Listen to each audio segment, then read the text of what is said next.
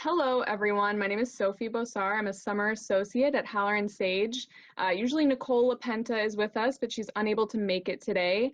Welcome to Kevin Roche. Thank you for joining us. How's it going? You're welcome. Very well, thank you. Just plugging away here at the office.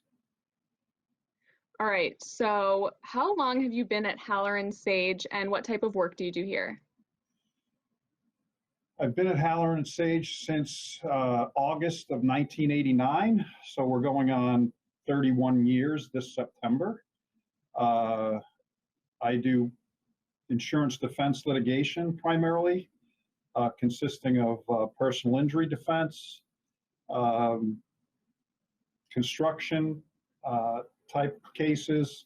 I've done some professional liability. I have some products liability work, but mostly it's just straight personal injury defense. Very cool. And did you grow up in Connecticut, or where are you from originally? I grew up in Oceanside, New York on Long Island. I went to college at Siena College in Albany, right outside of Albany, New York. And I went to Western New England College, now University School of Law. Very cool. And these are a couple that Nicole and I have been asking everyone. The answers are always great. What is your favorite memory from your time at the firm? I'd have to say Joe Lynch was our senior partner for years. He's passed. I'd have to say two things. We had a cruise down the Connecticut River on a smaller boat for one of his anniversaries, and that was a lot of fun. They had a DJ on the boat, and I was a younger associate at the time, but we had a really good time. And all the parties we used to have at Joe Lynch's. Joe Lynch had an apartment over at Bushnell Tower, and we used to have parties there very frequently. So those are some of my best memories at the firm. Nice. And this is one of my favorites. What's your most embarrassing story in the course of your duties as a lawyer? Embarrassing stories.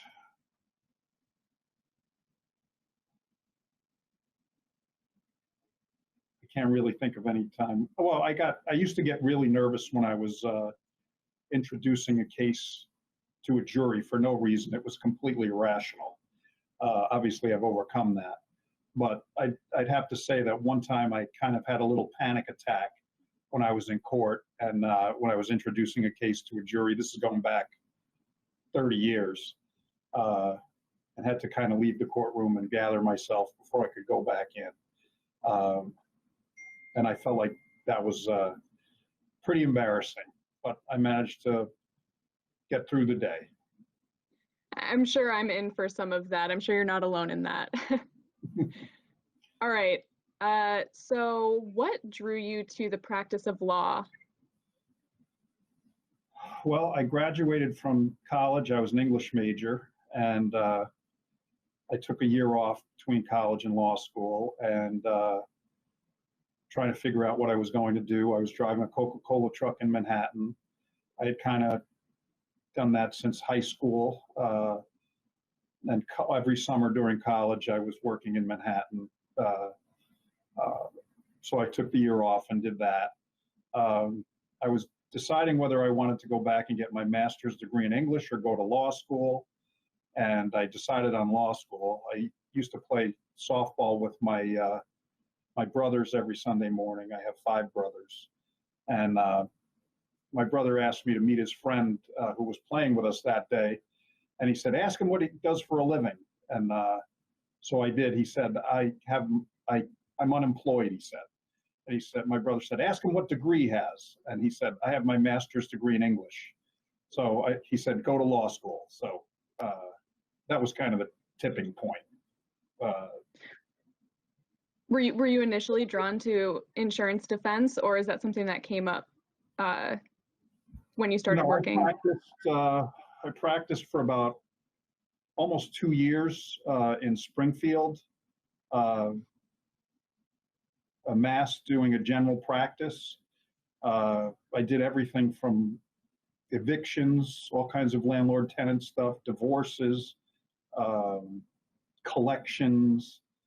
I did some personal injury plaintiffs work. I did wills. I did trusts. I did some tax returns for people. I did a tax.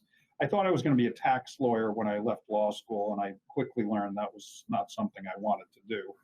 But I got a general background in the law for almost 2 years up in Springfield before I moved here. I knew I wanted to litigate at that point, and this was a great litigation firm, and I knew that I would be trained appropriately, and I'd learn how to be a litigator. And so I'd say in my general practice time, I decided litigation was the thing for me, even though it made me very nervous. I wanted to do it. I wanted to conquer that fear. I mean, I majored in acting and I still get nervous whenever I have to speak in front of people. So it's normal for people to feel that way. If you don't get nervous, I feel like you're unprepared and you feel like you can wing it. Yeah, that's some good advice. And do you have a favorite area of law that you like to litigate in? I mean, I just like the personal injury defense stuff. I like reading all the medical reports. I like analyzing them. I like deposing doctors. And I certainly like going to court. That's why I do it.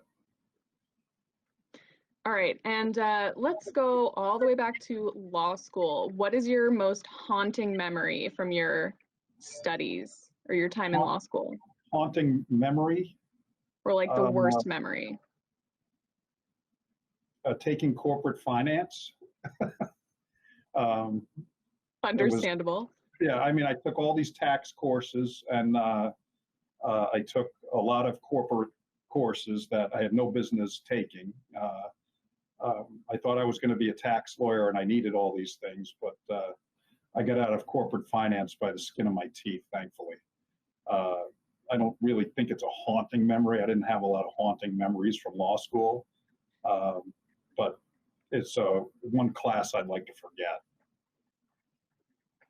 That's very fair. I've been avoiding anything financy or like tax law class at all costs. I should probably take it eventually, though.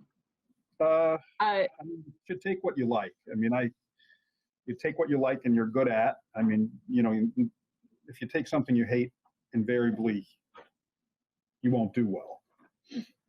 I just pushed myself to do those different things. Yeah, things that are unfamiliar. In interviewing students for the past 30 years, they tend to gravitate towards a professor they like, which really isn't necessarily the way to go. One year I interviewed a bunch of students from Western New England, and pretty much every one of them said, I want to be a probate lawyer, because they all loved the trusts and estates professor. And I think that might have happened with me in tax. Gotcha. Yeah, it's easy to gravitate toward the comfortable thing. Right. I have a fun one. Have you ever gotten into trouble in a courtroom?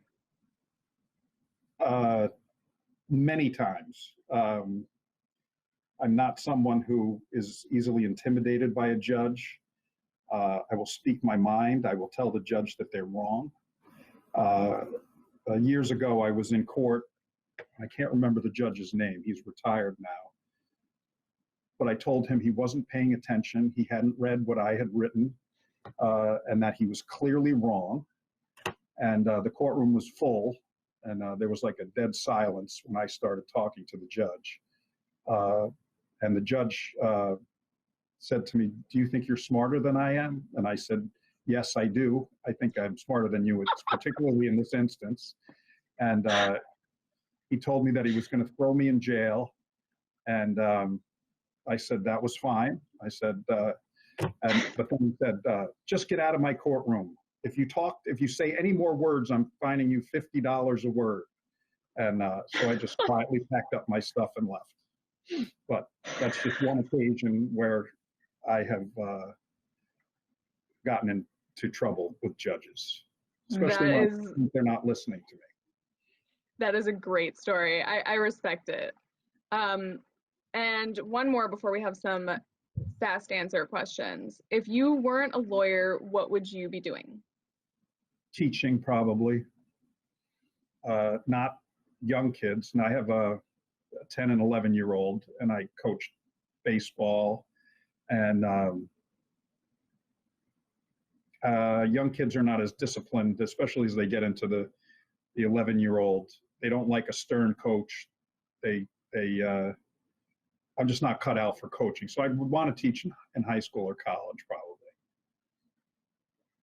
Yeah, I am a former teacher. I used to teach small kids. It can be really, really fun. There are just different challenges for all ages. Well, other than that, I'd probably be driving a truck somewhere. Oh yeah, Nicole and I wanted to ask you about that. Driving a big rig in Manhattan, was that for the Coca-Cola job you were talking about? Yeah, it wasn't a big rig. It was a side loader that had like 5 bay doors on either side, 5 or 6 bay doors on either side. So it wasn't a tractor trailer. And I did that for years. I'd get up at 4:30 in the morning, drive into the Bronx, pick up the truck in the Bronx and drive to Midtown Manhattan where I worked. I'd either work alone or I'd have someone helping me. A lot of my ne'er-do-well friends came and helped me out many times. Yeah, it was a fun job. It was a hard job. Yeah, I bet. I didn't mind the physical labor. It was dealing with the people you're selling to. They were constantly trying to rip you off, and so you always had to be on your guard. People were always trying to take soda from the truck. You always had to lock things. You always had to be wary of everything that was going on around you. It was a good learning experience for me. I learned how to work hard and protect myself. Definitely. Oh, I was asked by an anonymous source whose name is Jeff if Yes. we could ask you about the summer associate outings. The summer associate outings. Well, when I was It was nothing more specific than that. when I was head of the summer associate program, outings were quite frequent to local drinking establishments. One summer, well, actually 2 summers, I assigned a specific summer associate that they had to come with me when I was single at the time. They had to come with me whenever I wanted to go out. One was Ben Jensen. He now works at Robinson and Cole. He had to come with me wherever I wanted to go, either at work or after hours, and he was willing to oblige. What was the other guy's name? I can't remember his name off the top of my head, but he was assigned to me and my friends for the summer. But I used to take the associates out whenever they wanted to go. I was single, and we had a lot of fun 2 or 3 summers in a row until I stepped down from that throne. Sounds very fun. I wish we could have all gotten together. I wish we could have all gotten together this time, but well, work in the time of COVID. Yes, it stinks, quite frankly. It's all right. We do with what we can. All right, a few more quick questions before we wrap up. What has been your favorite quarantine activity? Eating, mostly. Fair, me too. What's your favorite food? Oh, I don't eat anything good. We've been eating pizza like 4 times a week. But the problem with working at home is that my office is in my basement and my refrigerator is right there. So sometimes beers come out before 5 o'clock. Understandable. So, yeah. Have you been binge watching anything new? Let me see. I binge watched several horrible shows. I did not watch the Lion. What's it called? The guy Tiger with the King. Tiger King. I did not watch that. I haven't watched that one yet either. I've watched all of Peaky Blinders, which I thought was great. I just started. What's the guy? The teacher who becomes a drug dealer. I can't think of the name of the show. Weeds? No, I don't I remember can't what she think of the was. name of the show. Just started that. I usually watch sports all summer. I'm a huge Yankee fan, so I'm dying for baseball. I've tried 100 different shows and movies. I can't think. I wish I had written some of these down before I started talking to you. But I just watched. I like watching the crazy science fiction ones too. So I've watched a few of those. Nice. And what is your biggest pet peeve? Pet peeve about in life? Just in life, in work. In people using improper English. At home, at home. If someone sits next to me, and this is anywhere, if someone sits next to me and chews too loud, I lose my mind. That's one of my biggest ones. I cannot stand it. And People who chew with their mouth open. people that use improper English, like don't speak, drive me crazy too. I always correct them, and I'm annoying about it. Well, you're an English major, so I get it. And all right, last one. What was the first live music show you ever went to? I'd have to say Southside Johnny and the Asbury Jukes at Great Adventure in New Jersey. It's now a Six Flags. It was, but I went to a few shows there, but there was one particular show, and I'm not sure whether it was my first, that they just opened the gates and you had to run to your seat. And I remember we all locked our arms and ran and knocked a lot of people down on the way to a good seat. It was an amusement park too, and we went on the flume 5 times in a row until they called the police. We wouldn't get off. People were screaming at us, and until a police officer came, and then we jumped off and all ran. But I think that was my first show. I also saw Billy Joel and Jackson Browne at the Nassau Coliseum. I've seen the Clash 2 or 3 times. I saw the Ramones 2 or 3 times. I saw REM. They used to have this place in West Hartford. It was called the Agora Ballroom. You can look it up. They still have they have some YouTube things on it. And I saw REM there after their first album. And I also saw Tears for Fears there for their first American show. I've seen a lot of concerts, lots of concerts. I like live music. Unfortunately, with little kids, I don't really go anywhere other than my basement at this point. All right, I lied. There's actually one more. If you could give me and Nicole any piece of advice going into our last year of law school, what would it be? Enjoy your friends and work hard and enjoy your friends. I mean, and enjoy whatever time off you get. You know, for first year lawyers, you know, you don't get a Christmas vacation anymore. You don't get a spring break. You just get whatever vacation is allotted to you. And a lot of times it's hard for, I shouldn't say kids, say young lawyers, to just realize they have to work 8 hours, 10 hours, 12 hours a day. And you're not going to get spring break and Christmas break. You can take time off whenever you want, but you kind of have to, there's a different rhythm to life once you start working full time. And you know that, you worked as a teacher.